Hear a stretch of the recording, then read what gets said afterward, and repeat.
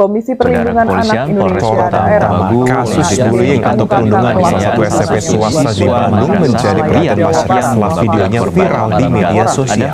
Untuk memberikan efek jerah, pihak sekolah memberikan sanksi terhadap satu siswa yang melakukan.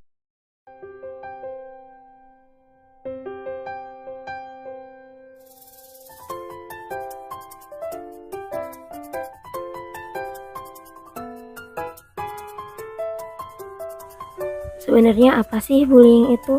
Bullying merupakan segala bentuk penindasan atau kekerasan yang dilakukan dengan sengaja oleh satu orang atau sekelompok orang yang lebih kuat atau lebih berkuasa terhadap yang lain dengan tujuan untuk menyakiti dan dilakukan secara terus-menerus.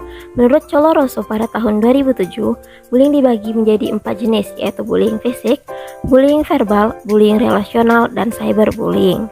Istilah cyberbullying merujuk kepada penggunaan teknologi informasi untuk menggeta orang dengan mengirim atau memposting suatu teks yang bersifat mengintimidasi ataupun mengancam. Cyberbullying adalah bentuk intimidasi yang pelaku lakukan untuk melecehkan korbannya melalui perangkat teknologi. Kenapa sih seseorang bisa melakukan cyberbullying? Berdasarkan penelitian mahasiswa hukum Universitas Muhammadiyah tentang faktor penyebab cyberbullying yang dilakukan oleh remaja di kota Yogyakarta pada tahun 2020 menjelaskan ada beberapa faktor nih yang menyebabkan terjadinya cyberbullying. Yang pertama adalah pesatnya perkembangan teknologi, yang kedua ketidaktahuan akan risiko terhadap hukum, yang ketiga adalah perilaku remaja yang suka meniru, dan yang terakhir adalah melemahnya kontrol sosial. Dampak dari cyberbullying sama buruknya dengan perundungan di dunia nyata. Dalam beberapa kasus, efek yang ditimbulkan bahkan menjadi lebih parah. Bahaya cyberbullying tidak hanya berkaitan dengan gangguan mental, tapi juga bisa berkembang ke arah fisik. Menurut studi lama terbitan Pakistan Journal of Medical Sciences, korban perundungan setidaknya memiliki pikiran untuk bunuh diri sebanyak 2 hingga 9 kali.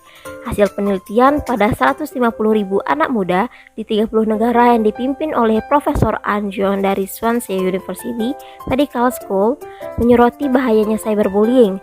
Hasil penelitian tersebut menyatakan bahwa anak-anak yang menjadi korban cyberbullying lebih rentan untuk menyakiti diri sendiri hingga melakukan aksi bunuh diri.